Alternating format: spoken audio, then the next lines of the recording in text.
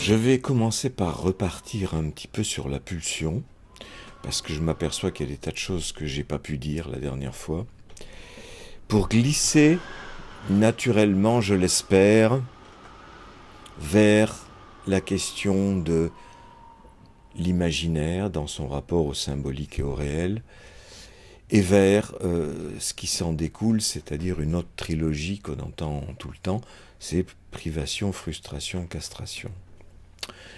Donc sur la pulsion de mort, parce que je continue à m'interroger sur pourquoi ça répète.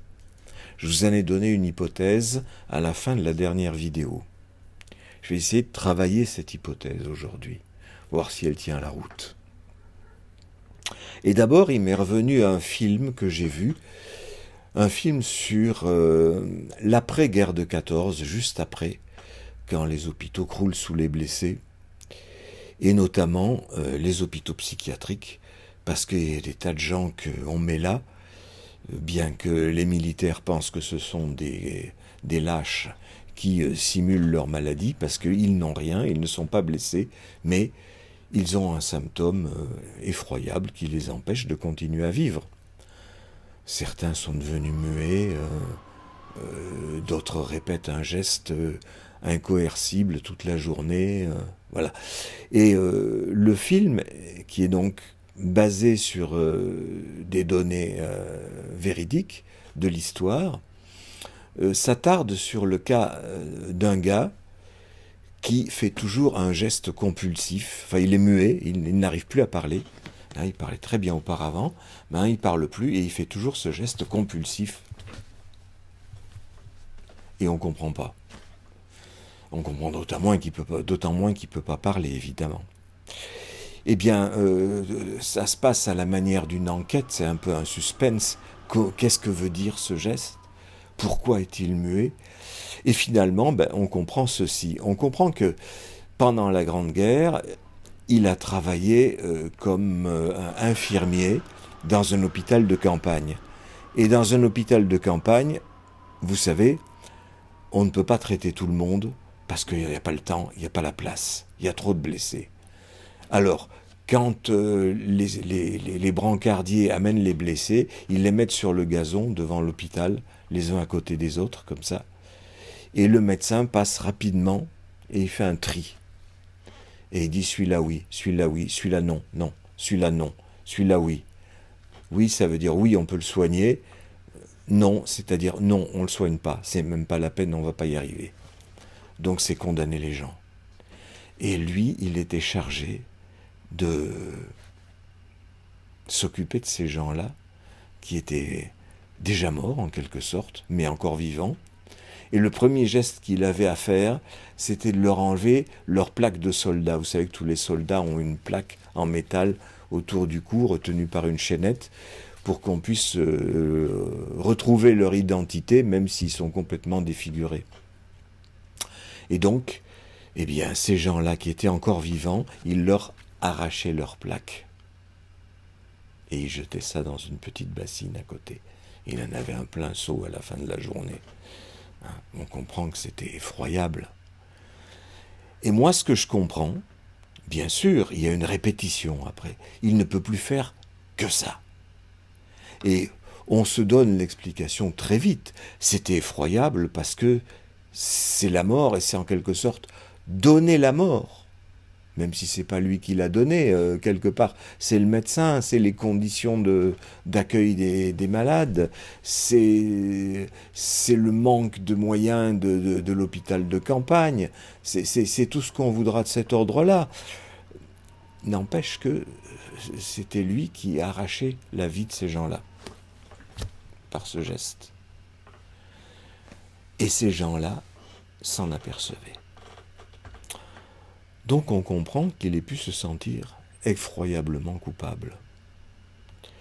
Alors, souvent on dit la pulsion de mort, c'est la répétition. C'est la pulsion d'emprise, comme je l'ai déjà décrit la dernière fois, c'est-à-dire refaire sans cesse un événement parce que cet événement n'a pas été symbolisé. Mais comme je l'ai fait remarquer lors de la dernière vidéo, comment expliquer alors que lorsque on a symbolisé l'événement, par un geste, par un rêve, par un symptôme, on ne peut pas dire qu'il n'y a pas de représentation.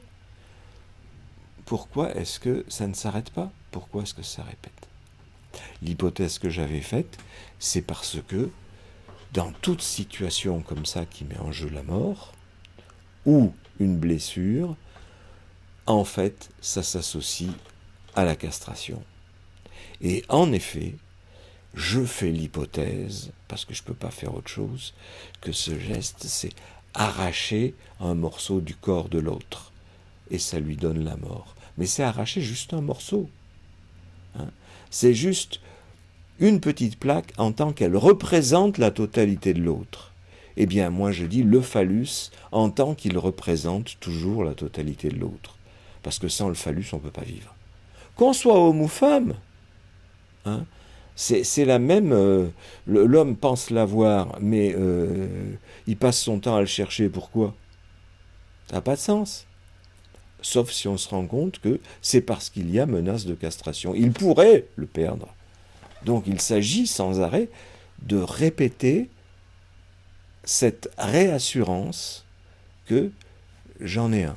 Et pour une femme, il s'agit de répéter cette assurance que je peux en avoir un.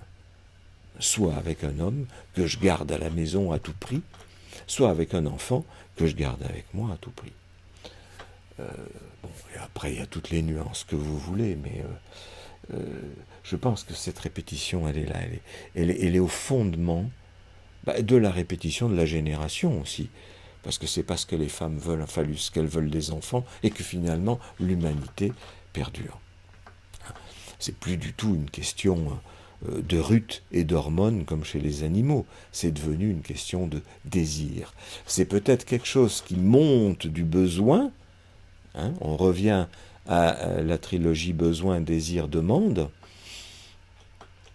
Ça prend appui, peut-être, sur ce besoin de l'humanité de se reproduire, mais du coup, ça retombe sur la différence sexuelle qui est le moyen par lequel nous nous reproduisons. Et en fait, est-ce vraiment le désir de se reproduire? Je pense que c'est beaucoup plus le désir de s'assurer d'un phallus, qu'on soit homme ou femme, encore une fois.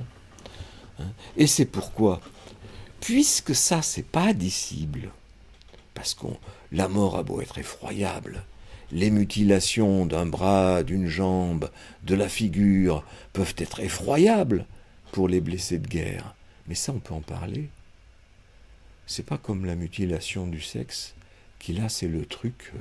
alors là, le refoulement agit à plein, avec toute sa force. Et dès que j'ai obtenu une représentation, eh bien, cette représentation, je crois avoir compris. Par exemple, je suis en analyse, je comprends à travers un rêve qu'est-ce que c'est que la castration, je pense avoir compris, alléluia, eh ben non, le rêve suivant me la ramène, et ainsi de suite. Je crois que dès que j'ai compris, j'efface tout de suite. Comme le fait le petit enfant lorsqu'il découvre la différence sexuelle, il comprend que c'est la castration, même si c'est complètement imaginaire, parce que bien entendu, c'est pas la castration. Hein. Mais c'est l'explication imaginaire qu'on se donne pour symboliser la différence des sexes. Et aussitôt, ça s'efface, parce que c'est insupportable. Ça, c'est insupportable. Bon, voilà comment, finalement, je ramène la pulsion de mort à la topique antérieure de Freud, c'est-à-dire la différence entre libido d'objet et libido du moi. La libido d'objet, c'est l'intérêt sexuel que je porte à l'autre, sur l'objet, l'autre. Et la libido du moi, l'intérêt sexuel que je porte sur moi, le narcissisme. Et donc, dans tout symptôme, dans tout rêve, dans toute manifestation de l'inconscient, il y a donc une tentative de se récupérer soi et son objet, puisque je ne suis pas moi si je n'ai pas un autre, si je n'ai pas un objet. Cet autre, c'est aussi bien le phallus que quelqu'un qui a un phallus. La réassurance qui me donnera la certitude que j'ai un phallus, et ainsi de suite. Ou un enfant, c'est selon de quel côté de la différence sexuelle on se situe. Alors, en ce qui concerne la libido du moi, je vous avais parlé de ce rêve où je me prenais pour le président de la République et de mes manifestations en Louis XIV, en Napoléon et tout ce que vous voulez. C'est intéressant, c'est des rêves sympas où je me récupère une puissance phallique en me prenant pour un grand personnage. Parce que c'est pas le grand personnage qui compte, c'est de sa puissance. Sa puissance, sous-entendue, phallique, bien évidemment. Ça répète là dans un sens positif, ce qui est pas mal du tout. J'en ai un, j'ai une certaine puissance. Je suis un grand personnage, j'ai un phallus. Et puis alors, pourquoi y a-t-il des rêves que je pourrais appeler traumatisants, au sens où ils rappellent le négatif de la castration? C'est la même question que celle des rêves qui, pour les traumatisés de guerre, rappellent le trauma sans arrêt. Ou le viol sans arrêt, quand on a été violé, ou ainsi de suite. Pourquoi, dans ce cas-là, puisqu'on peut faire des rêves qui sont agréables, où j'imagine que j'ai passé outre le problème de la menace de castration, en m'assurant d'avoir un phallus, pourquoi je mets en scène la castration? Un des derniers exemples que j'ai eu, c'est que je suis dans une maison sur un flanc de colline, et je vois sur la colline qui est à côté, un peu dégalée, un peu presque en face, mais plutôt sur le côté, je vois un glissement de terrain qui commence. Le terrain, comme la peau de la colline qui commence à glisser, et qui dégringole dans le bas. Et je me dis, c'est terrible, c'est affreux. Mon premier réflexe, c'est, je suis à l'abri, c'était l'autre colline. Et puis finalement, je m'aperçois que la colline juste à côté, ça se passe pareil, et finalement, ça va arriver sur la mienne. Et je vois sur celle juste à côté que le glissement de terrain entraîne de grands arbres qui avaient un tronc très épais et qui étaient certainement très enracinés dans la terre. Eh bien non, les voilà qui sont renversés et qui sont entraînés vers la vallée par le glissement de terrain. Bon, bien entendu, faut pas être grand clair pour comprendre qu'il s'agit de castration. J'ai besoin de me fabriquer l'image d'un grand arbre énorme, solide, bien enraciné, qui risque pas de se casser la figure, et c'est le glissement de terrain qui lui fait se casser la figure quand même. Pourquoi ? Eh bien, là, on revient à l'hypothèse de Freud, parce que je mets en scène cette histoire. C'est-à-dire que c'est désagréable, pulsion de mort, c'est au-delà du principe de plaisir, ça ne me fait pas plaisir, ça me ferait plutôt de l'angoisse. Mais, et c'est là ce que Freud n'avait pas dit, ça me donne ce plaisir à minima, qui n'apparaît pas comme un plaisir, qui est, c'est moi le metteur en scène de cette histoire-là. Je maîtrise par le fait que je fais arriver la castration. Si je la fais arriver, c'est que j'en suis le maître. Donc c'est moins grave. Alors il est étonnant que ça ne se manifeste pas comme un plaisir, effectivement, mais ça se manifeste comme un gain sur l'angoisse. C'est-à-dire que j'ai tellement d'années que je fais des rêves comme ça, il y a des gens qui sont réveillés par des rêves comme ça, dans une angoisse terrible. Et après, l'angoisse dure encore pendant des heures après le réveil. Il y a des gens qui n'en sortent pas. Bon, moi j'ai tellement travaillé que j'ai ce gain, que je continue à mettre en scène ce qui est désagréable, mais ça ne m'angoisse plus. C'est juste dans mon rêve, une vague inquiétude, ça ne me réveille même pas. je sais que c'est de l'imaginaire. Je mets en scène comme au théâtre, et au théâtre, tout le monde sait que c'est de l'imaginaire. Et au cinéma, pourquoi est-ce qu'on aime les films catastrophes? Justement parce qu'on va voir la catastrophe arriver aux autres. Et soit on sait qu'il ne nous arrivera rien. Donc on va frémir en s'identifiant aux personnages qui sont dans la catastrophe, hein, au gars qui est suspendu à la fenêtre du gratte-ciel, qui est en train de s'écrouler, et on pense que c'est foutu pour lui, mais au dernier moment, pouf pouf, il se passe quelque chose, et il va s'en sortir ou pas. Il faut toujours qu'il y ait un tas de morts dans ces films-là pour que le héros s'en sorte et que ça ait de la valeur, le fait qu'il s'en sorte. Hein, il faut qu'il y ait du négatif pour que quelque chose de positif prenne sa valeur. Sinon, ça vaut pas le coup. Bon, c'est pour ça que moi, je fabrique des catastrophes dans mes rêves, et je pense tous les gens qui ont des rêves angoissants ou des symptômes d'angoisse, ceux les fabriquent avec ce bénéfice qui n'a pas l'air d'un bénéfice, mais qui est quand même le fait de maîtriser, de devenir soi-même par cet acte de fabriquer de la représentation, qui est donc pas un acte, qui est finalement une mise en scène, qui est imaginaire. Mais l'imaginaire symbolise. Hein. J'y insiste parce que dans le discours de Lacan et des lacaniens, il y a toujours cette séparation de l'imaginaire et du symbolique, l'imaginaire étant diabolisé au profit du symbolique qui est sanctifié. Hein, alors que il n'y a pas d'imaginaire sans symbolique, c'est pas possible. Hein. Justement, l'imaginaire sert à symboliser. Donc la pulsion de mort, c'est finalement la pulsion de vie, c'est-à-dire la libido du moi, qui est toujours quelque part au service de la pulsion de vie. Ce n'est jamais de la destruction pour la destruction, c'est une destruction pour symboliser, pour une construction.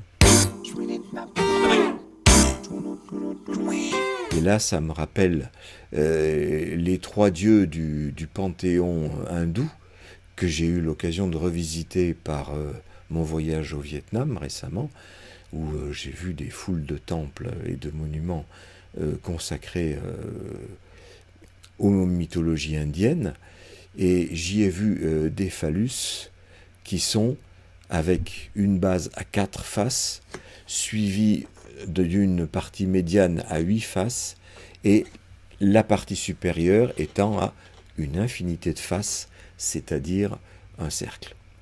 Qu'est-ce que ça veut dire? Ça veut dire le carré, la base, c'est Brahma, c'est le créateur. Ensuite vient l'octogone, c'est Vishnu, c'est le conservateur. Et enfin vient Shiva, la pointe ronde, c'est le destructeur. Mais le destructeur, il y a des millions de sectateurs de Shiva qui ne sont pas des terroristes. Ils ne vénèrent pas la destruction pour la destruction. Ils vénèrent la destruction parce que la destruction de Shiva permet la reconstruction. C'est toujours vu comme ça. Et au fond, c'est la même chose que l'empilement de 3 pulsions. La pulsion de vie, qui est la création de la vie, comme la création d'un enfant, la conservation de la vie, comme les parents essaient de conserver la vie du nourrisson, la vie de l'enfant, et ensuite la destruction, la mort pour laisser la place aux enfants, quoi. C'est une construction, cette destruction. Ou encore la destruction de la chose pour parvenir à la représentation. Et c'est extrêmement mathématiquement intéressant, parce que du 4 au 8, on double, et du 8 à l'infini, alors là on fait plus que doubler, on ne sait pas, mais c'est assez malin, parce que plus on ajoute de faces sur le pourtour d'un cercle, plus les faces sont petites, plus ça se rapproche du cercle. C'est effectivement ça, c'est le cube du bas, le carré du bas, qui devient octogone et qui, par multiplication des faces, devient l'infini. Autrement dit, l'infini arrive néanmoins à être une surface circonscrite par une forme. L'infini devient fini. C'est ça qui est formidable. hein. C'est-à-dire même ce qu'on n'arrive pas à représenter c'est quoi? C'est mettre une forme réelle, qui n'est pas une forme, dans une forme, justement. C'est-à-dire quelque chose qui découpe la forme de l'environnement. C'est-à-dire mettre l'infini qui n'a pas de borne, néanmoins dans une borne. Quand même drôlement intéressant. Et là, il faut se rappeler que justement, les mathématiciens indiens ont toujours été très forts, depuis la plus haute antiquité jusqu'à maintenant, où il y a un certain nombre de Metai Fields qui sont décernés aux Indiens. S'ils n'ont pas été les inventeurs de l'infini, ils ont été les inventeurs du zéro. Ce qui est quand même pas mal, parce que ça a été un pas énorme pour l'avancée de l'humanité, que d'avoir un symbole qui représente l'absence. Le zéro, c'est ça. On a quelque chose, un rond, qui représente l'absence. Et ce rond, c'est le sommet du phallus de la trilogie Brahma, Vishnu, Shiva. Et cette trilogie, il faut se rappeler aussi que c'est le phallus en tant que posé dans un yoni, c'est-à-dire dans un sexe féminin. En protection contre la castration. Qu'est-ce qui protège le plus contre la castration? Un symbole. Un symbole de la différence des sexes. Et ce symbole de la différence des sexes, eh ben c'est le zéro. On l'a, là. Encore une fois, ça n'a rien à voir avec la réalité. La réalité, je le redis, c'est qu'il ne manque strictement rien à la femme, elle a tout ce qu'il faut pour fonctionner correctement, mais c'est la réalité, ça. Et les enfants, la réalité, ils n'en ont strictement rien à foutre. Ils ont besoin d'un symbole pour représenter la différence des sexes. Et comme la différence des sexes, ils la symbolisent par la castration. Si elle n'en a pas, c'est que ça a été tout coupé, et que c'est donc, on risque de me le couper. Il y a une représentation pour l'absence. Autrement dit, le zéro, quelque part, ça représente le phallus, comme tel. Parce que il est là ou pas là. Le zéro est là, représentant ce qui n'est pas là, une quantité absente. Le zéro, c'est pas le 1, par définition. Autrement dit, donc, j'en reviens à ma pulsion. La pulsion de mort, c'est donc, quelque part, une variante de la pulsion du moi, de la libido du moi, en tant qu'elle est là pour conserver le sujet. Création, conservation, destruction. Destruction pour recréer et conserver. Alors en Chine, l'autre façon qu'il y a de jouer avec la symbolique de la différence des sexes, c'est de jouer avec le yin et le yang. Le livre des transformations, ou le livre des mutations, comme on voudra, le I Ching, examine les 64 combinaisons possibles du yin, le trait avec un vide au milieu, et le yang, le trait plein. Bon, le trait plein, c'est le yang, c'est le phallus. Le trait avec un trou au milieu, c'est le sexe féminin. Donc, on joue sur la combinatoire de l'un et de l'autre, et on remplace, un peu comme chez les hindous, on remplace la question sexuelle par une question mathématique. Et ça devient un livre divinatoire. C'est-à-dire que selon la configuration qu'on a des trigrammes et des hexagrammes, ça veut dire telle et telle chose. Alors c'est tout ce qu'on veut. C'est très précis dans le I Ching, mais bon, à partir de là, ça peut être totalement imaginaire, et ça l'est. Mais les 64 combinaisons de deux éléments, en les combinant par 6, 64 transformations, ce n'est pas l'infini des hindous, mais c'est une multitude qui est quand même limitée, fermée. Bon, je pense que c'est un détail, mais l'important c'est de voir comment chaque civilisation trouve un truc pour jouer entre les sexes, pour, sous couvert de faire autre chose, eh bien, ne pas cesser de trouver des symboles pour cette différence des sexes qui ne cesse pas de ne pas s'écrire. Pourtant, elle s'écrit, hein, mais elle est aussitôt refoulée. Chaque fois qu'elle s'écrit. D'où on recommence. Ça, ce sont les trigrammes de base qu'on voit souvent sur les plafonds dans les temples et qui indiquent les quatre coins de l'horizon. Ou, si le touriste ne connaît pas cette histoire de I Ching, il ne comprend pas du tout. Il pense que c'est un truc ornemental. Mais non, c'est une combinatoire mathématique qui dit bien ce que ça veut dire et qui, à la base, parle de sexe. D'une manière moins explicite que chez les hindous, mais quand même, le yin et le yang, c'est ça. C'est le masculin et le féminin.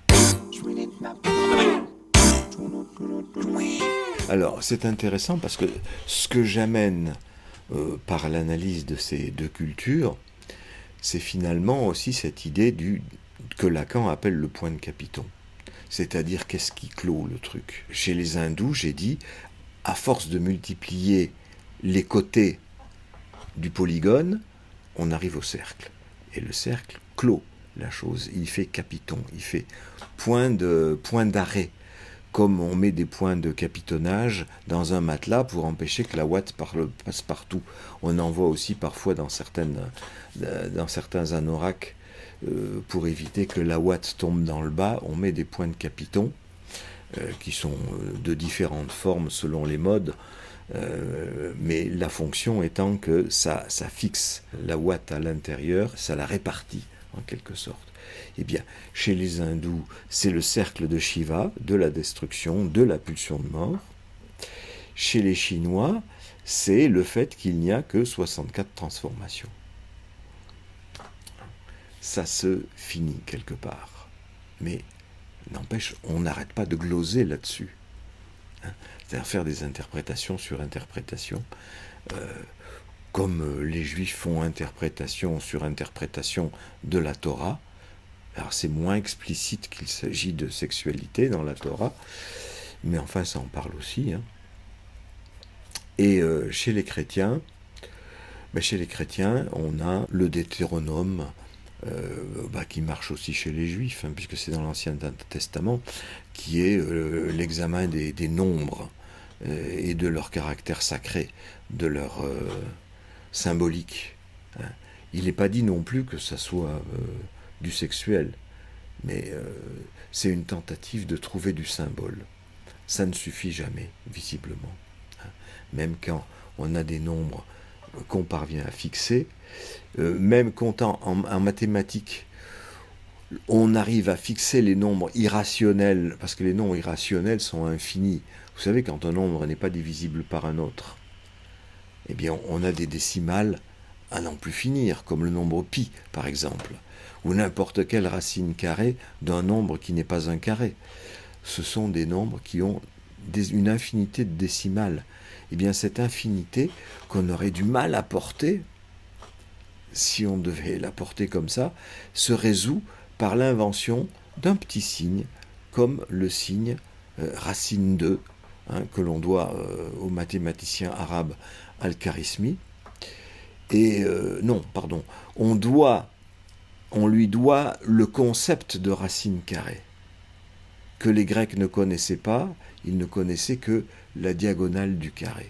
La diagonale du carré, vous savez, on trouve ça dans le Ménon de Platon. Le problème, c'est ce que Socrate demande à l'esclave, parce qu'il pense que l'esclave a un savoir inné et qu'il n'y a pas besoin de l'enseigner, il suffit de lui poser des questions pour que le savoir vienne. C'est intéressant parce que c'est un peu la position du psychanalyste.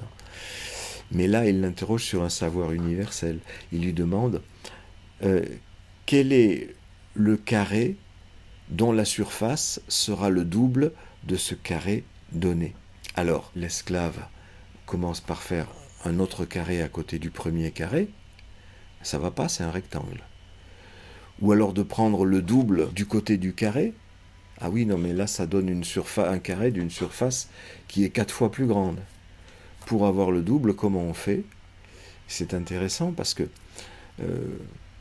dans le dialogue du Ménon, Socrate interroge l'esclave en lui disant « Mais dis-moi, vas-y, explique-toi, Bon, à chaque fois qu'il pose la question, il dit ça. Et puis il y a un moment, quand il voit que l'esclave n'arrive plus, il lui dit « Dessine-moi, écris-moi ». Et à ce moment-là, en fait, si je me rappelle bien, je crois que c'est Socrate lui-même quand même, parce que ça vient pas directement à l'esclave, mais ça je me souviens plus très bien, peu importe. Mais il faut tracer la diagonale du carré. Et c'est cette diagonale qui va être le côté du carré de double surface. Vous le voyez ici, on peut le vérifier au triangle rectangle qui constitue la moitié du carré initial. Il y en a 4, donc la surface est bien le double. Quelle est la mesure de cette diagonale? C'est racine de 2. Et racine de 2, 2 n'est pas un carré, donc c'est un chiffre irrationnel qui a une infinité de décimales. Eh bien, on doit au grec la notion de la diagonale, à Al-Kharismi la notion de racine carrée, et à un Français, à la Renaissance, qui s'appelait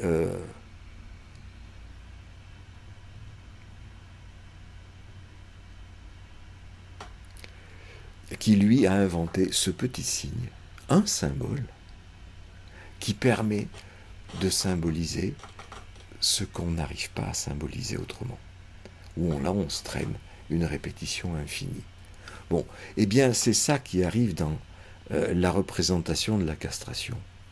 On a une répétition infinie et on cherche à trouver le symbole qui va mettre la fin à cette répétition. Alors, bon, moi je peux dire que je l'ai trouvé, ça se répète, mais ce qui ne se répète pas, c'est l'angoisse. Ou alors vraiment à minima.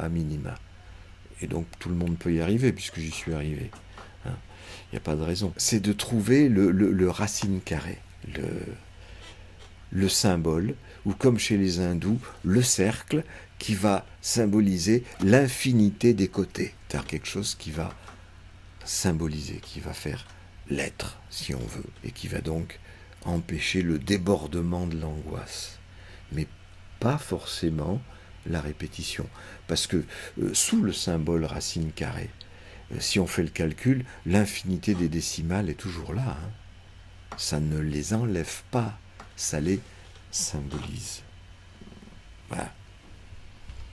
D'où la pulsion à symboliser, pulsion de mort, y parvient tout en n'y parvenant pas. Ça se passe comme dans la mythologie hindoue et comme dans l'histoire des mathématiques. Alors, ce qui clôt le truc, chaque culture a son truc. J'ai visité l'abbaye du Toronnet récemment dans mes vacances. Cette abbaye qui a été construite dans les années entre 1050 et 1200 quelque chose, en plein Moyen-Âge donc, cette abbaye regorge de calculs. Elle ne possède ni ornement, ni peinture, ni sculpture. Elle est une sculpture en elle-même. C'est-à-dire que tout a été calculé et recalculé en fonction des nombres sacrés qu'on retrouve chez les hindous, qu'on retrouve chez les Chinois. La combinaison du 3 et du 2 dans le Yi Qin. Il y a la combinaison... j'ai oublié de le dire, ça. C'est aussi une combinaison du 3 et du 2 chez les hindous, puisque le phallus, il est divisé en 3, mais la base est 4, ensuite c'est 8, et ensuite c'est l'infini. Donc, c'est une combinaison du pair et de l'impair aussi. C'est la même chose. Et c'est phallique. C'est la combinaison. Et c'est posé sur un yoni, c'est-à-dire sur un sexe féminin. Donc, nous avons cette combinatoire mathématique en tentative de représenter la castration. Alors donc, chez les moines du sud de la France, au milieu du Moyen-Âge, chaque porche est composé d'un œilleton avec 2 demi-portes. Ça fait l'œilleton, c'est le 1, c'est Dieu, et les 2 portes, c'est la vie terrestre. Et le Fils et le Saint-Esprit. Donc le Père, le Fils et le Saint-Esprit, c'est du 3. Et ça se combine avec le 4, qui est la matérialité. La matérialité, c'est les 4 éléments. L'eau, la terre, le feu. Donc la matérialité, l'eau, la terre, le feu, la spiritualité, le Père, le Fils, le Saint-Esprit. Ou encore les 3 valeurs essentielles de la foi, l'espérance et la charité. Donc combinaison du 3 et du 4, exactement comme chez les hindous. Ça parle moins de sexualité là, si ce n'est que ça en parle de manière négative, puisque les moines sont censés ne pas s'occuper de ça. Néanmoins, ce sont des ouvertures dans le bâtiment. On pourrait l'interpréter comme du féminin ou une colonne dans le féminin aussi. Cette colonne qui sépare le Fils et le Saint-Esprit. Ensuite, il n'y a pas une seule volée de marche qui ne soit de 3 ou de 7. 7, c'est 4 plus 3. 4 plus 3, c'est-à-dire matérialité plus spiritualité. Puisque les moines s'occupaient de prière, d'étudier les textes et de vivre une vie exemplaire, mais aussi ils travaillaient les chants. Ou ils faisaient travailler les chants par les novices. Ça, c'est ce qui se passe fatalement dans l'histoire. Alors, à l'entrée de la salle du chapitre, il y avait cette sculpture. Pratiquement la seule sculpture, comme on voit minuscule, qu'il y a dans toute l'abbaye. C'est très important parce que ça délivre un message. Quel est le message ? La guide a voulu nous faire deviner, bien entendu. Elle nous a dit, qu'est-ce que vous voyez là ? Moi, je voyais un sexe féminin. Alors, bien entendu, prude comme je suis, j'ai pas osé le dire, et personne n'a moufté. Alors, comme elle voyait que personne ne mouftait, elle a dit, vous en faites pas, il n'y a rien de grivois, hein ? Ah bon ? Donc, j'avais eu raison d'y voir un sexe féminin.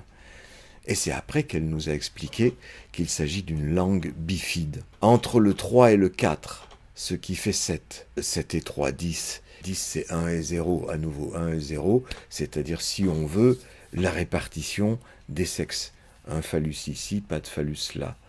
Et donc, on a ce pas de phallus là à l'entrée de la salle du chapitre. Bon, quand je fais des calculs comme ça, symboliques, 4 et 3, 7, et 7 et 3, 10, je ne fais rien d'autre que travailler la symbolique de la même façon que les moines. Hein. C'est se servir de l'arithmétique au profit du symbolique. L'arithmétique n'a pas de sens toute seule, évidemment. Alors pourquoi le 3 a-t-il une valeur sacrée, hein ? Le 3, le Père, le Fils, le Saint-Esprit, Brahma, Shiva, Vishnu, le carré, l'octogone, l'infini en tant que limité. Ici, il faut rappeler que le nombre d'or qui organise aussi l'abbaye du Toronnet, le nombre d'or, c'est le rapport, quand on a 2 longueurs A et B, c'est le rapport A plus B sur A égale A sur B, A étant la plus grande, B la plus petite. C'est la plus belle proportion en moyenne et extrême raison, dit-on. C'est aussi la convergence du taux de croissance de la suite de Fibonacci. Convergence d'une suite, c'est-à-dire que ça va vers une limite, exactement comme le bout du phallus des hindous, dont le nombre de faces est parvenu à la limite. Le nombre d'or, c'est la limite du taux de croissance des nombres de la suite de Fibonacci.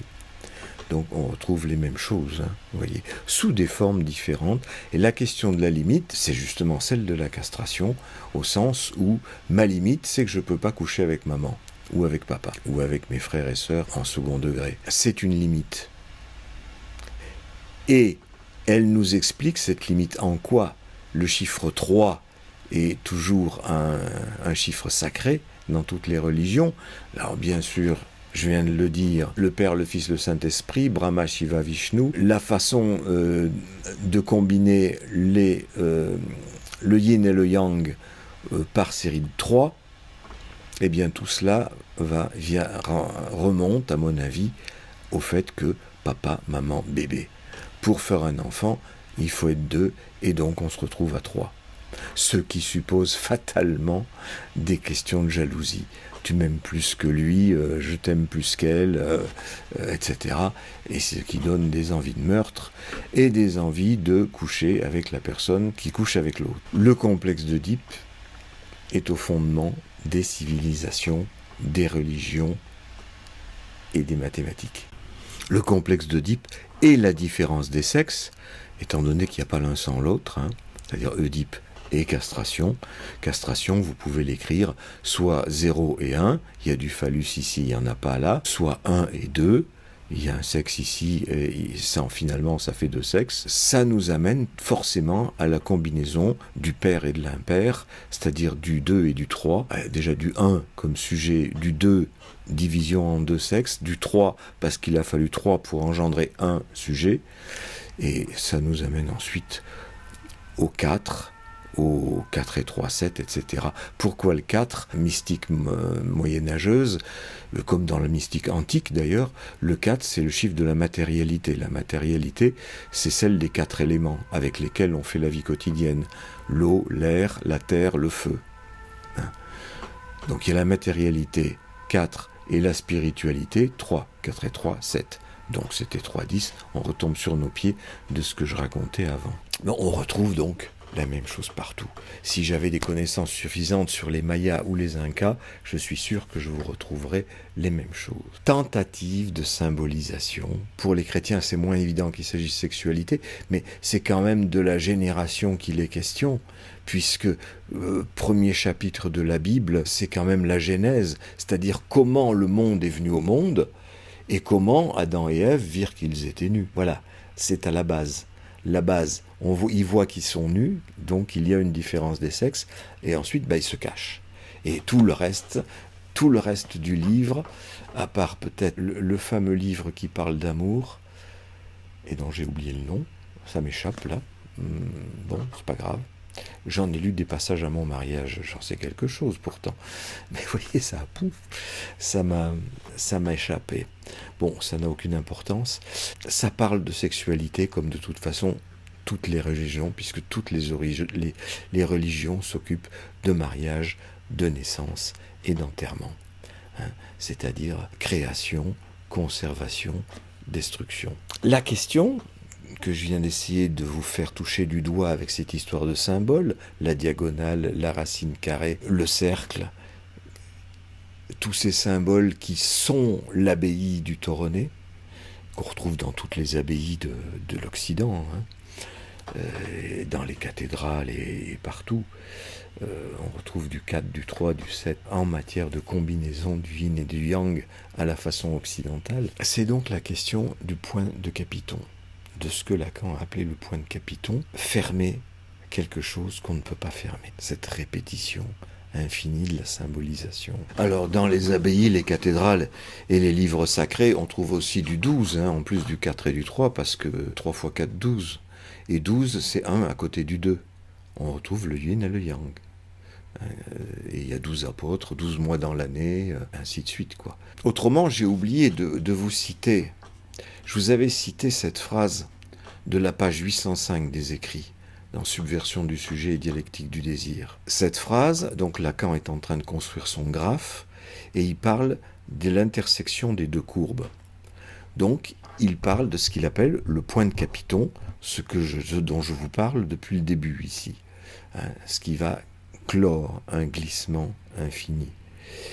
Eh bien, il dit, s'y articule ce que nous avons appelé le point de Capiton, par quoi le signifiant arrête le glissement autrement indéfini de la signification. Retenez bien les mots qui sont employés, parce qu'à la page 806, de l'autre côté, Lacan nomme les deux intersections de son graphe, il en nomme une A, et l'autre, dit-il, est connotée S de grand A, c'est ce qu'on peut appeler la ponctuation, où la signification se constitue comme produit fini. Si vous avez bien retenu, dans le premier cas, c'est le glissement indéfini de la signification.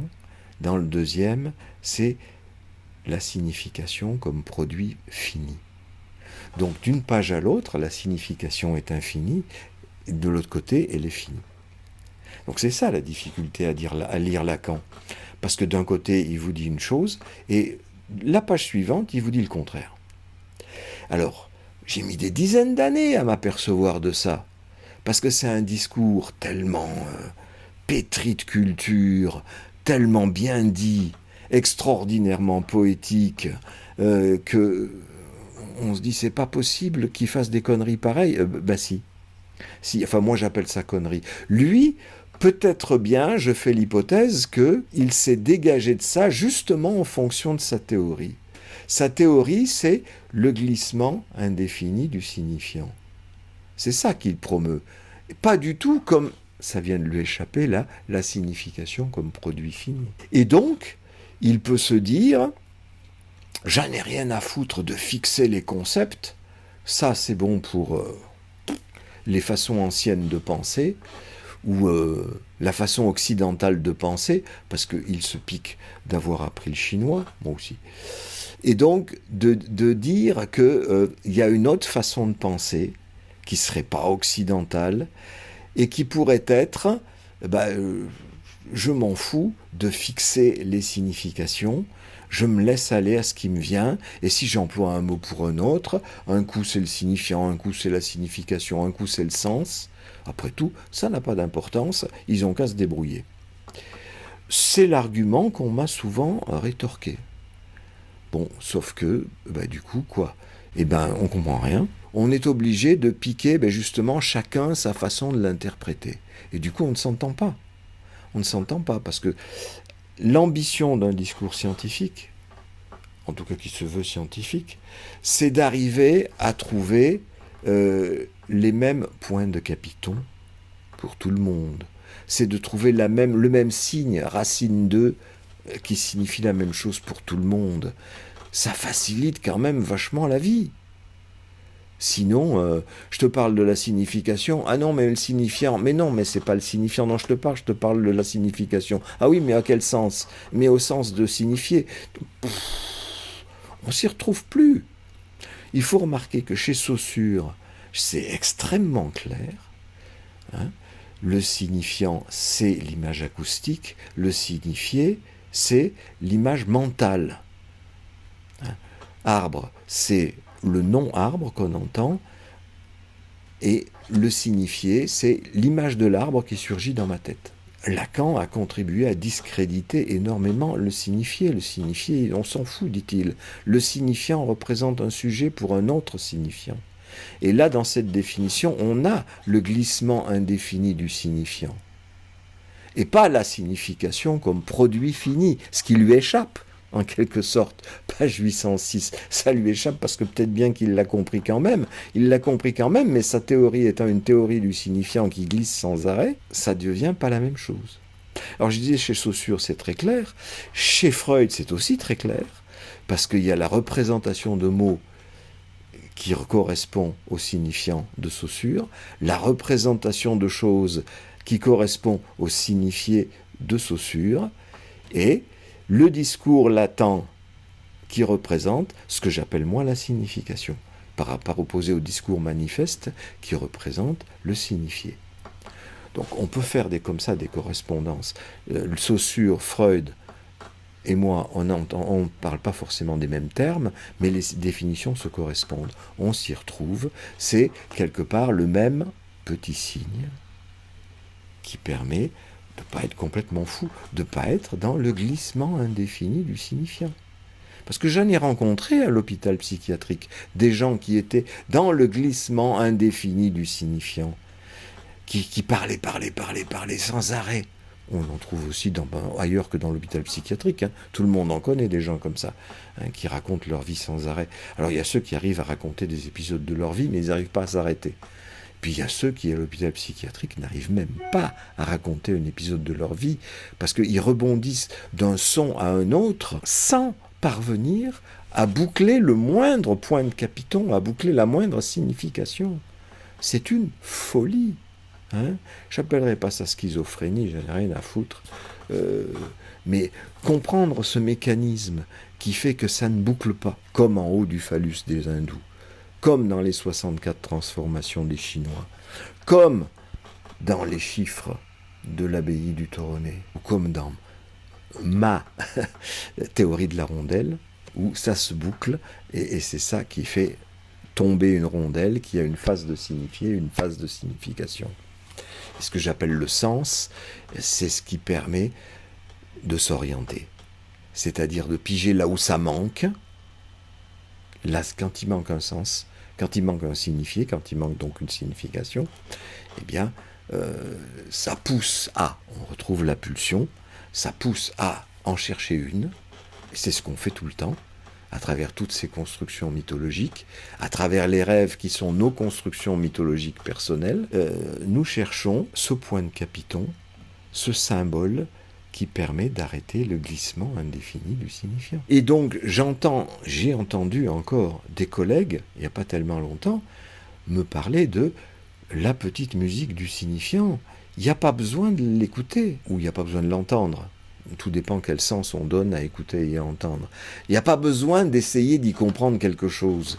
Donc il n'y a pas besoin d'interpréter, il n'y a pas besoin d'intervenir, il suffit qu'elle se déroule, comme chez le schizophrène de l'hôpital psychiatrique. Bon, cette façon-là de travailler, c'est prendre les gens pour des fous. Et au lieu de les aider à sortir de leur désorientation, qui est une folie, hein, la désorientation, quand je suis complètement perdu, hein, il y a des gens qui m'ont raconté ça, que c'était le déclenchement de leur psychose, comme ils disent. Un jour, ils sortent de chez eux et puis ils savent plus où ils sont. Et ils savent plus revenir chez eux. C'est la police ou la gendarmerie qui les ramène à l'hôpital psy parce qu'ils sont même capables de dire où ils sont. Il n'y a plus de sens. Ils sont plus chez eux. Ils savent même plus où ils habitent. Et du coup, ils n'arrivent plus non plus à dire où ils habitaient et à formuler aucune signification. Donc la signification, c'est extrêmement salutaire. S'il y a un travail de la psychanalyse, c'est pour ça que c'est important de comprendre toutes ces notions, c'est bien d'aider les gens à trouver leur signification, insu leur signification. Ma définition de la signification, c'est bien que c'est de l'inconscient dont il s'agit. Ils trouvent des signifiés, ça c'est conscient, et puis il faut retourner la rondelle. Par exemple, le rêve se présente comme une rondelle à retourner. Comme disait Freud, il y a un discours manifeste, on retourne, on trouve le discours latent, le discours de l'inconscient. Ça donne du sens. Ça permet de s'orienter. Voilà. Donc c'est très important de comprendre toutes ces notions. Alors on peut les comprendre aussi sans avoir à étudier, en ayant lu 5000 bouquins et connaître toutes les cultures. Quand on a fait une analyse, on a pigé ça au moins intuitivement. On l'a pigé en tout cas pour soi. Ce qui est déjà énorme. On a retrouvé les signifiants qui me représentent en tant qu'ils ont une signification. Et que cette signification, j'ai pu la communiquer à quelqu'un d'autre, et ce quelqu'un d'autre, l'analyste, a pu me dire « j'ai compris ». Et non pas « il n'y a rien à comprendre », comme dit Lacan. Et comme Saint-Génie a répété les lacaniens, parce que c'est contre le discours courant où tout le monde cherche à comprendre, mais non, il n'y a rien à comprendre. Il suffit de laisser parler. Non, pas du tout, pas du tout, pas du tout. Moi, je montre... Quand un analysant comprend quelque chose, ça me réjouit, je lui fais entendre que je suis réjoui, que je suis content qu'il ait trouvé une signification. Parce que ça l'oriente, ça donne un sens à sa vie, et moi ça donne un sens à la mienne, parce que du coup, je suis content d'avoir pu aider quelqu'un. Alors Lacan avait aussi des formules, à part l'homme acéphale, le sujet acéphale. Il parlait aussi de l'homme comme parasite du langage. Vous voyez que c'est cette manière qu'il avait toujours de provoquer en prenant le contre-pied de ce qu'on pense. On pense que l'homme utilise le langage. Lui, il dit non, c'est le langage qui utilise l'homme. Il ne le dit pas exactement comme ça, mais bon, l'homme en parasite du langage, quoi. Il est parlé, l'homme. Bon, ce que je ne crois pas du tout. Nous sommes parlés en partie, non pas par le langage, mais par le discours de nos parents. Ce qui n'est pas du tout la même chose. Le discours de nos parents nous dit quel est leur désir pour nous. Et justement, tout notre travail de sujet humain, c'est de se dégager de ce désir-là. Avec à la fois le désir de faire plaisir à papa et à maman, donc de faire ce qu'ils ont voulu que je fasse, et en même temps, pour être moi-même, le désir de ne pas faire ce qu'ils ont voulu que je fasse. Et donc, à partir de ce paradoxe, nous avons la diversité infinie des sujets humains. Il y a ceux qui reprennent l'entreprise de papa, son magasin, sa boulangerie, sa ferme, et puis il y a ceux qui font radicalement autre chose. Il y a ceux qui épousent les idées de papa. Papa était communiste, je suis communiste. Papa était capitaliste, je suis capitaliste. Et d'autres qui prennent le contre-pied. D'autres qui trouvent des solutions médianes. Bon, parce qu'il y a papa, puis il y a maman. On peut avoir une maman chrétienne et un papa communiste, ou inversement, et après, ça pose quelques difficultés d'identification. Donc, on est parlé quand on est petit, évidemment. Mais comme je vous avais raconté cette anecdote de la plage, de la gamine qui se fait rappeler par sa mère et qui revient en disant « je viens si je veux », c'est un des moyens de rester soi-même tout en obéissant à maman.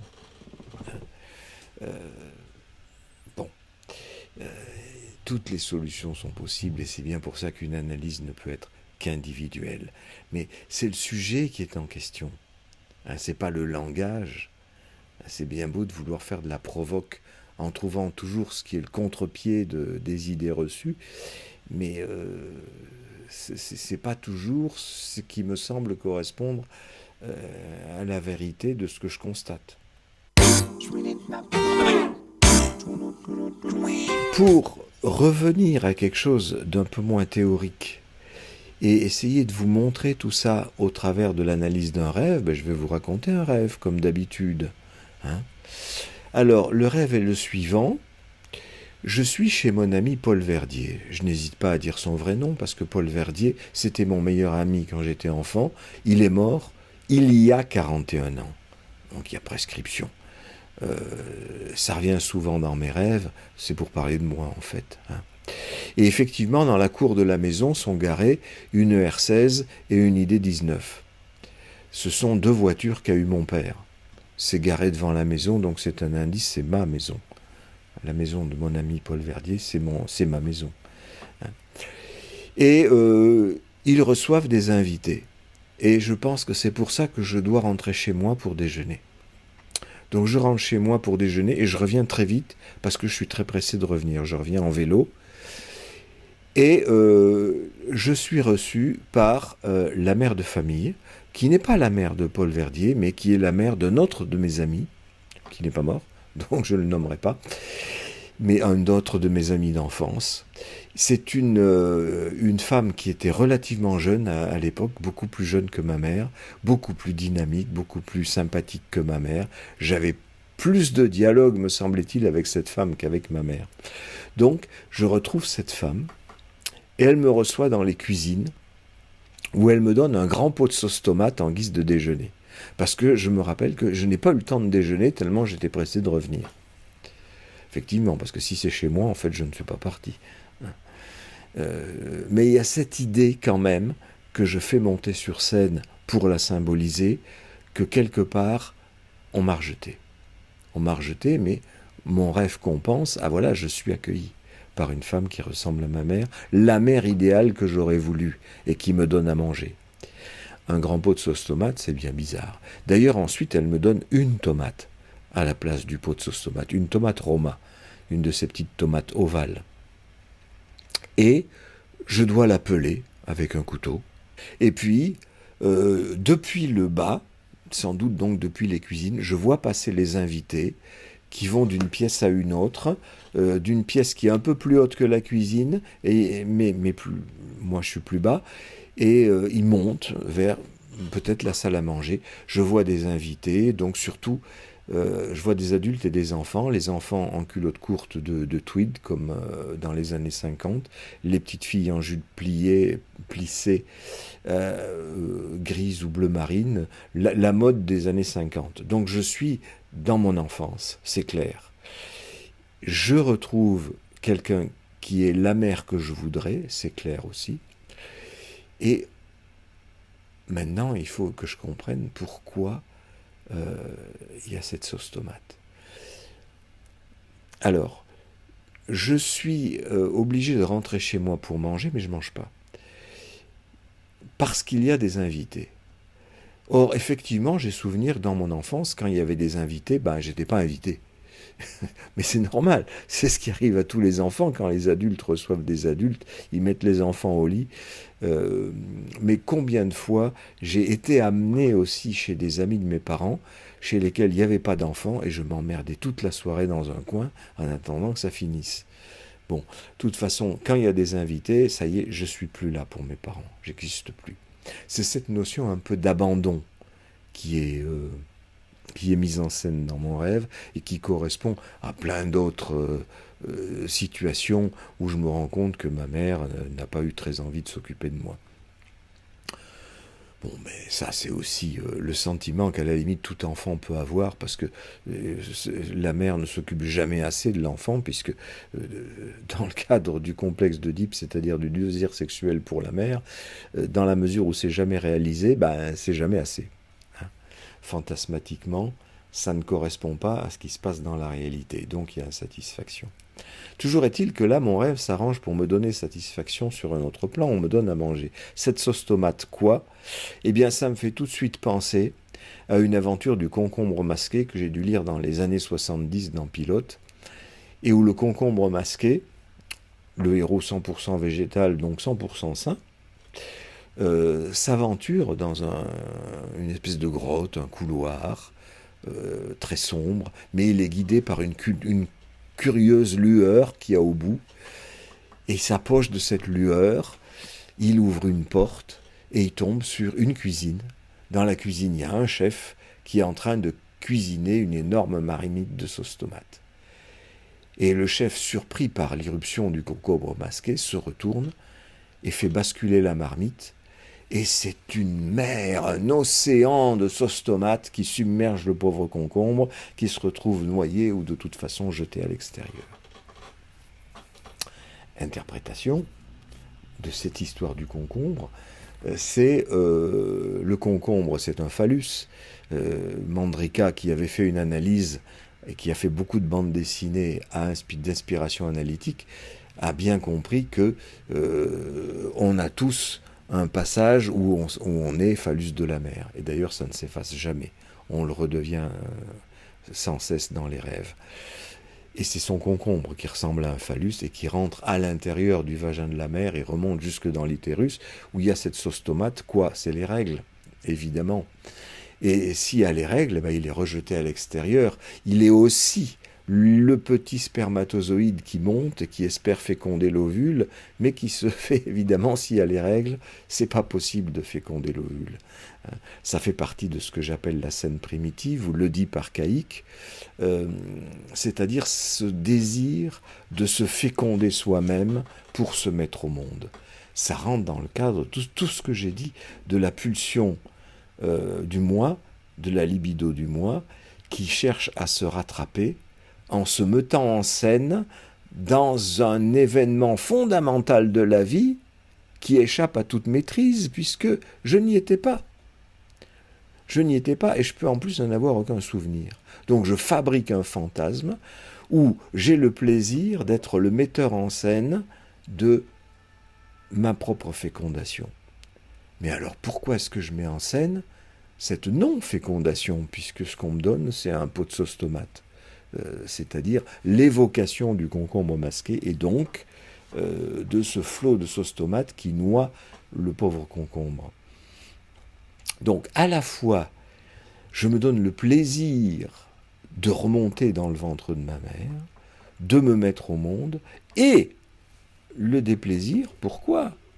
Pourquoi le mettre en jeu au niveau des règles?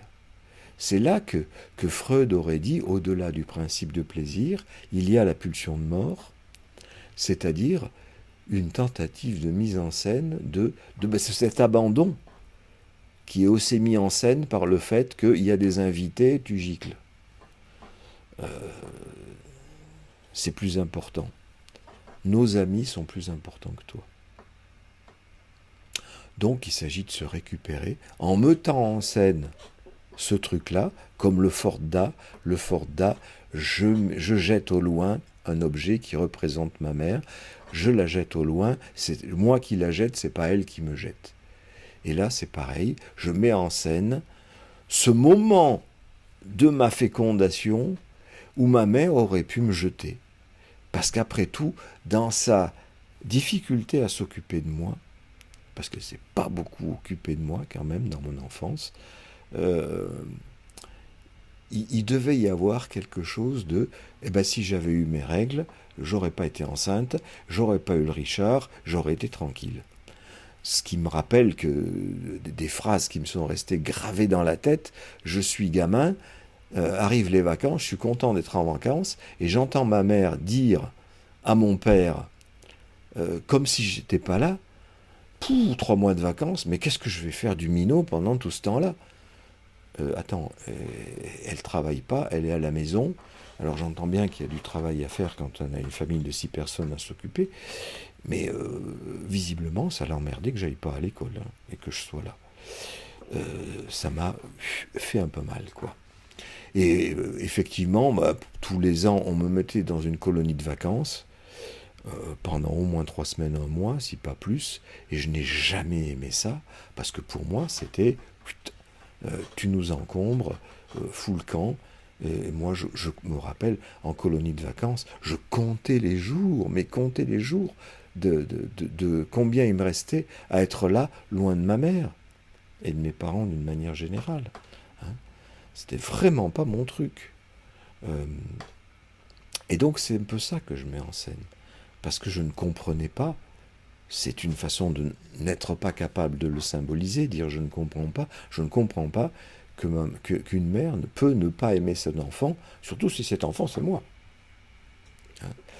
Et peut-être bien qu'elle aurait souhaité avoir ses règles et ne pas m'avoir. Voilà. C'est une reconstruction après coup. Je ne sais rien du tout de ce qu'il y a dans la tête de ma mère, et encore moins de ce qu'il y a dans son utérus. Mais je l'invente. Façon de trouver ma signification, mon racine de quelque chose, parce que c'est infini ce truc-là. Je fais des hypothèses de pourquoi elle m'abandonne, pourquoi elle ne s'occupe pas de moi, tout simplement pourquoi elle ne veut pas baiser avec moi, parce que ça c'est ce qui est le plus inconscient et qui est le plus difficile à formuler. La réponse à ce pourquoi, c'est voilà, j'invente un truc, elle a ses règles, je n'ai pas existé. Mais mettant en scène mon inexistence, j'existe. Du simple fait de cette mise en scène. Libido du moi, pulsion du moi, je me fabrique moi-même. Pour revenir à la question du signifiant, là on vient de voir en quoi une signification, il est important de trouver une signification, quelque chose qui me représente à la base, c'est-à-dire au fondement de moi-même, ce qui me donne une assise, tous ces mots ont leur importance, dans la vie, ce qui me donne confiance en moi, c'est ce racine 2, qui m'évite d'avoir à trimballer des décimales sans arrêt. Eh bien, là, il se trouve que ça fonctionne aussi au niveau de la tomate Roma. Parce que je suis allé à Rome, et à Rome, j'ai vu, c'est écrit partout, les Romains s'en amusent, Roma à l'envers, ça se lit amor, l'amour. Ma mère me donne Roma, c'est-à-dire de l'amour à l'envers. Il y a plusieurs façons de l'entendre, c'est très très riche. De même que je mets en scène ma mise au monde et ma non-mise au monde, en même temps, ma conception et ma non-conception, de même, elle me donne de l'amour et c'est pas de l'amour. C'est du Roma, c'est de la tomate Roma qui va faire la sauce tomate, qui fait que, non, elle a ses règles, je n'existe pas. Et de plus, je dois la peler, c'est-à-dire me servir d'un couteau. Le couteau évoque immédiatement la castration, c'est-à-dire le sang qui pourrait couler si on me coupe le zizi, et c'est ce qui arrive aux filles, on leur coupe le zizi, et du coup, la blessure ne cesse pas de saigner 1 fois par mois. C'est du moins ce que se racontent les enfants dans l'imaginaire, et ça reste complètement inscrit. Les règles, c'est le témoignage de ce qu'il y a eu castration. Bien entendu, tout ça est complètement inconscient. Et d'où ça se répète. Et ça se répète sous forme de, par exemple, règles douloureuses, migraines au moment des règles. Ce qu'on raconte souvent, que les femmes se deviennent d'une humeur massacrante 2-3 jours avant les règles ou pendant les règles. Il y a même des tas d'histoires drôles à ce sujet, je vous les épargne. Mais ça fait partie du folklore, mais ça dit quelque chose. Toutes les femmes n'en sont pas là. Heureusement, il y a des femmes pour lesquelles les règles passent très bien. Je pense que c'est des femmes qui assument leur féminité, alors que c'est très difficile d'assumer sa féminité, comme il est difficile d'assumer sa masculinité aussi.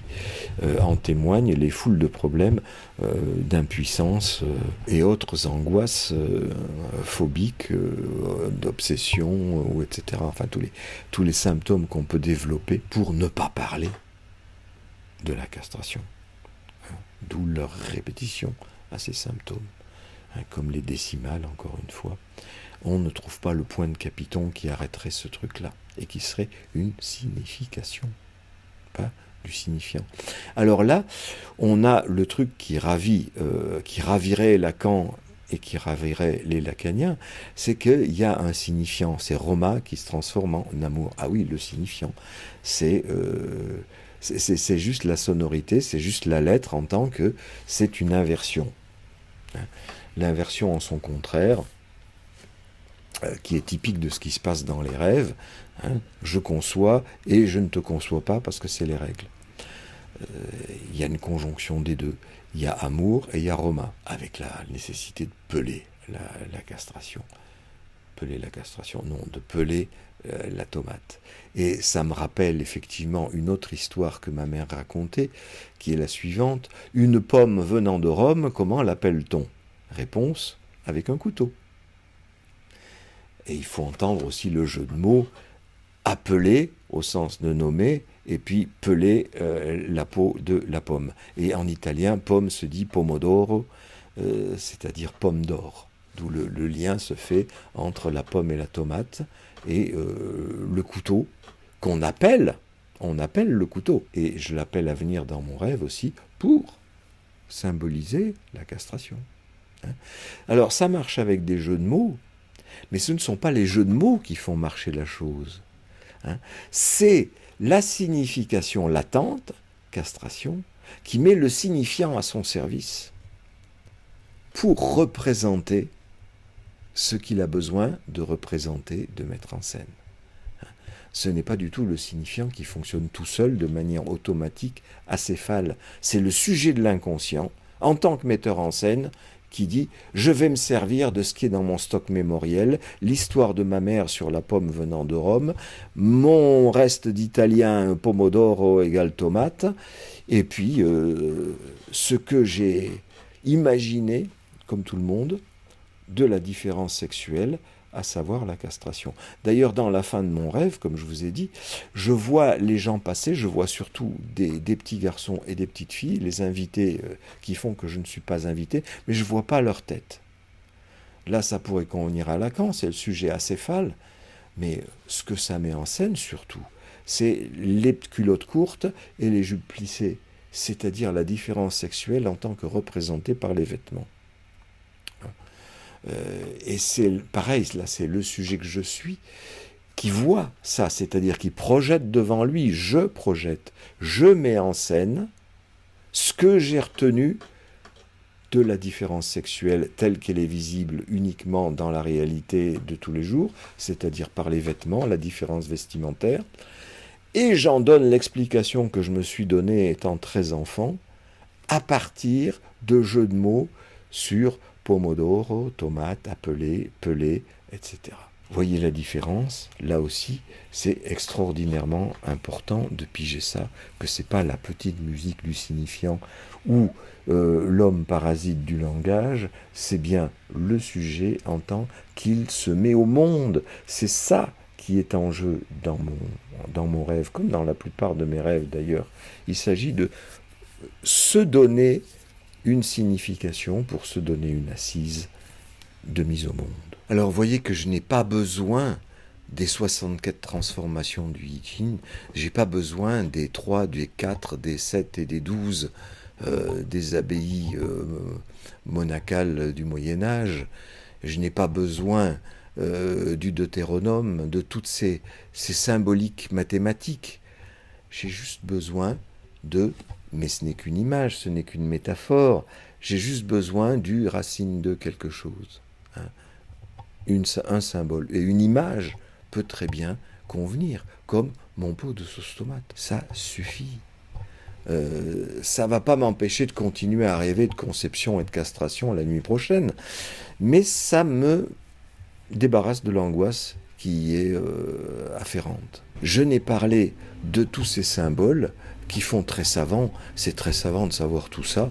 J'en ai vraiment plus rien à foutre d'aujourd'hui. C'est intéressant de voir que ça a servi en fait de substitution, puisque les cultures ne savaient pas, comme moi, comment mettre un terme à cette absence de signification tournant autour de la castration. Alors on invente des trucs. On invente des trucs qui sont les mythes. J'en ai assez parlé. Hein, le mythe du Christ, le mythe d'Abraham, le mythe de Mahomet, le mythe de Brahma, Shiva, Krishna, Vishnu, le mythe de Sun Wukong, etc. Hein. On invente d'un côté des mythes et de l'autre côté on invente des mathématiques. Ça c'est chacun selon sa disposition d'esprit, il va plutôt aller d'un côté ou de l'autre. Hein. Et on va faire des tableaux baroques extrêmement compliqués et pleins de couleurs, et de notre côté on va faire l'abbaye du Toronnet extrêmement rigoureuse et parfaitement mathématiquement définie. Et on va devenir grand artiste ou médaille Field. Bon, eh ben c'est très bien. C'est chacun justement qui choisit son destin, qui se fait sujet en trouvant ce qui lui permet lui-même de fabriquer des symboles. Parce que c'est ça qui fait le plus plaisir à un homme ou à une femme, c'est de devenir quelqu'un qui fabrique des symboles, les siens propres, et éventuellement les siens propres en tant qu'ils peuvent être repris par d'autres. Ça c'est extrêmement satisfaisant, au sens où ça permet d'être reconnu comme ce que je suis, en tant que je me suis défini moi-même par les symboles que je me suis trouvé. Hein, les symboles de ma conception, de ma naissance, de ma castration. Pas besoin donc de s'encombrer la mémoire avec tout ça. C'est pour ça que lorsque dans mon développement précédent, il m'arrivait de dire « Ah ben ça je m'en souviens plus », bon c'est pas grave du tout, j'ai laissé un blanc, parce que ça n'a pas d'importance. Tiens, par exemple, j'ai pas trouvé le nom du gars qui, à la Renaissance, en France, a inventé le signe racine 2. Ça me revient maintenant, c'est Jacques Pelletier du Mans. Mais qu'est-ce que ça peut foutre ? Ça peut être intéressant pour un historien des mathématiques, mais pour moi, c'est pas le problème. Hein. Il ne s'agit pas, pour moi, de faire preuve d'érudition, mais de me mettre au monde, en espérant que ce que je raconte là peut aider des gens à être moins angoissés en tant qu'ils peuvent trouver une solution pour se mettre au monde à leur manière. Alors on arrive à la fin et j'ai pas eu le temps de vous parler de la chose annoncée, c'est-à-dire privation, frustration, castration. Mais je vous ai parlé de la limite. La limite, c'est-à-dire le petit signe qui permet d'éviter de se trimballer une infinité de décimales, la limite du cercle de Shiva, la limite de la suite de Fibonacci, la limite quand on demande à un enfant d'arrêter de courir sur la plage et qu'il faut qu'il s'éloigne pas trop. La limite également du complexe d'Oedipe, au sens où on n'a pas le droit de coucher avec les parents. Et on n'a pas le droit d'en tuer un non plus pour pouvoir coucher avec l'autre. Bon, voilà tout un tas de limites qui peuvent se décliner aussi en termes de privation, frustration, castration. Mais je vous montrerai la prochaine fois qu'il ne peut pas y avoir de privation si on nous dit que la privation est réelle, parce que dans le réel, rien ne manque. Donc la privation, je ne vois pas comment ça peut exister. Et si la castration est symbolique et la frustration imaginaire, là aussi, il faut arrêter de faire cette distinction parce que la frustration est toujours imaginaire pour la bonne raison que la castration aussi est toujours imaginaire. Il n'y a pas de castration dans la réalité, et encore moins dans le réel, puisque dans le réel, rien ne manque. Hein. Mais la symbolique, c'est quoi ? C'est imaginer ce qui manque. il manque quelque chose, ça c'est le symbolique. Mais je m'aperçois que quelque chose manque parce que j'imagine qu'il pourrait y avoir quelque chose là où ça manque. Donc vous voyez que le symbolique et l'imaginaire sont complètement corollaires. On ne peut pas séparer une castration symbolique d'une frustration imaginaire. Et c'est toujours le phallus qui est en question en tant qu'il est imaginaire. Il est imaginaire chez une fille, mais il est imaginaire aussi d'imaginer qu'il pourrait ne pas être là chez un garçon. Donc c'est forcément imaginaire, et c'est ça qui permet de symboliser la différence des sexes. Du coup, je crois que je vous ai à peu près tout dit là-dessus. Je verrai bien si la prochaine fois j'y reviens. En tout cas, c'était la question, la castration, celle de la limite, bien évidemment, au sens où je ne peux jamais être complet, puisqu'il me manquera toujours quelque chose, même si je peux croire avoir la certitude d'avoir un phallus. Je sais très bien qu'inconsciemment, ce n'est pas le cas. Sweet,